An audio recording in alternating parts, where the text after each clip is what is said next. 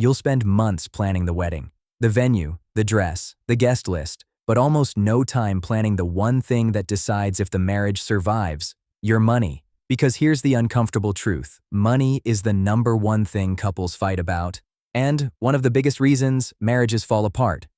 The good news? Most of that pain is avoidable if you handle a few things before you say, "I do." So here are 7 money moves to make before you get married. Number 1.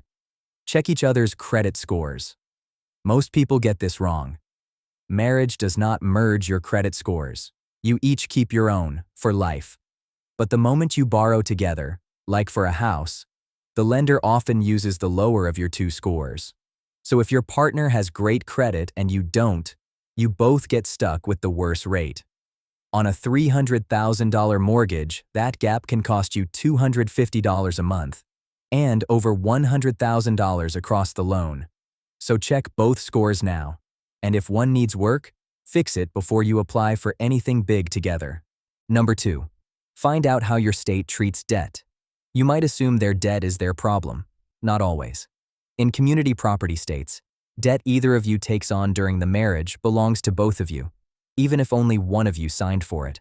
So if your spouse runs up $40,000 after the wedding, you could be on the hook for half.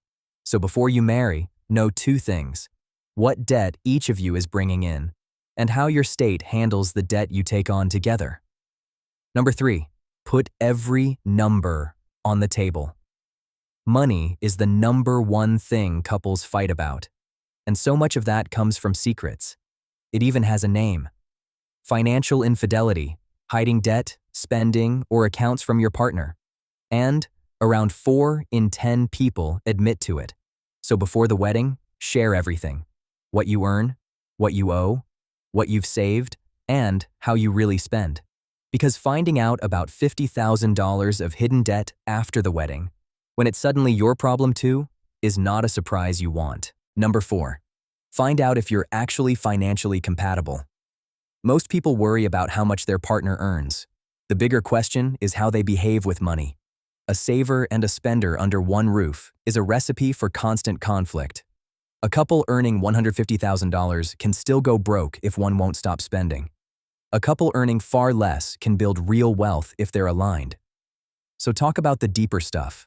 Are you a saver or a spender? What did money look like growing up?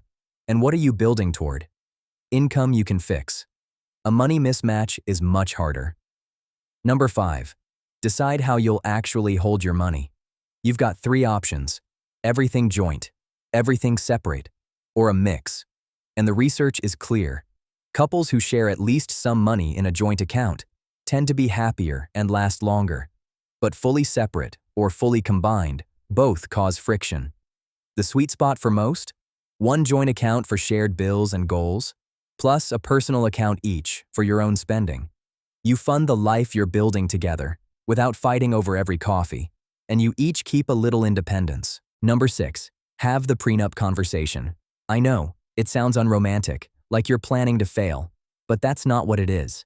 A prenup is just a contract where the 2 of you decide the rules, instead of letting your state decide for you. It matters most if either of you has a business, an inheritance, kids from before, or a big gap in income or debt.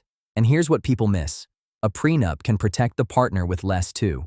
You don't have to get one, but you should at least have the talk. Number 7. Know how marriage changes your money on paper. Getting married changes your taxes, sometimes for the better, sometimes for the worse. If one of you earns much more, filing together can actually lower your tax bill. A marriage bonus. But 2 similar high incomes combined can push you into a higher bracket, the marriage penalty.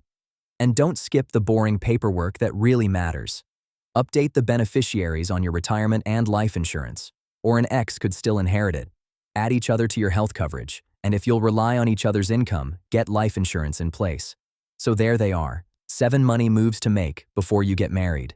None of them are as fun as picking the cake, but they're what actually protect the marriage. A wedding lasts one day. How you handle money together lasts a lifetime. Get these right before you say, "I do." And you diffuse the number one thing couples fight about.